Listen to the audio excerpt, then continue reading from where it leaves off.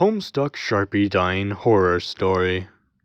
So, via a recent reblog, I found out that the story of my friend's hotel room has circulated far and wide across the internet. May I just say, that story is completely true, and I was there to witness the bathroom. This post was made on CGL, but neither of us circulated it back to Tumblr because we tend to not want to connect the two sites. I'll repost the story, then go into details after. The story goes, as posted by my friend and experienced firsthand. Room with friends for Anime Expo. They have a few stragglers to make up for last-minute dropouts in the room. They don't know one of the girls too well, but they need the money. Girl is probably aware the term headpiece originated, as well as a few other words. See, weeaboo, Japanophile, fucking... We'll call her Terry. We get to the con Friday night, and Terry is 3 hours late.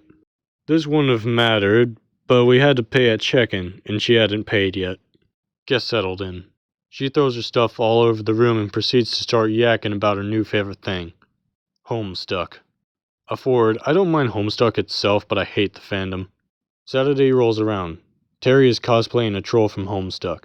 The one with the red eyes and the Libra symbol. She locks herself in the bathroom.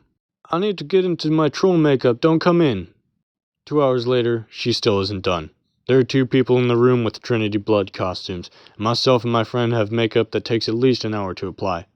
Plus, we all still needed to shower. Not that our costumes automatically take priority, but 2 hours, really? We notice a funny smell coming from the bathroom. Door is locked, and she won't let us in. 15 minutes later, we start to get really suspicious. Friend decides to shimmy to open the door.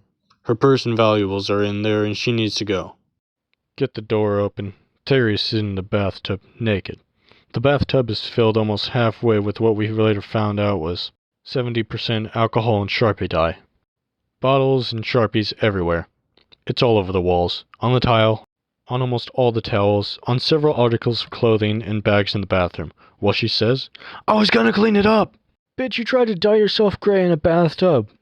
We kick her out of the room. She pays $700 in damage fees. She gets skin poisoning / damage from her stupid stunt. Fucking Homestuck fans. That is the story as was posted. To clarify, it was one of those situations where my friend needed people in her room desperately because people had dropped out and we all know how expensive hotels are. They had known the girl from prior conversation and of course she seemed sane enough, but things went progressively downhill as the convention went on. People have been saying that one can't get ink poisoning from Sharpies. And while you actually can, the other thing was that she had used a mix of Sharpies and 70% alcohol to dye herself in. Along with alcohol poisoning, overexposure to the substances combined can produce various negative effects on the body. I was called about the situation and dropped by friend's hotel as they were moving stuff out. The whole hotel room reeked of Sharpies and alcohol. There were handprints and streaks of gray/black Sharpie residue everywhere, and they had kept Terry there to take down to the hotel staff to report the incident and have her pay for the damages.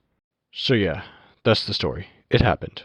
I'll try to dig up the picture of the hotel bathroom if I can find it to post up, but damn.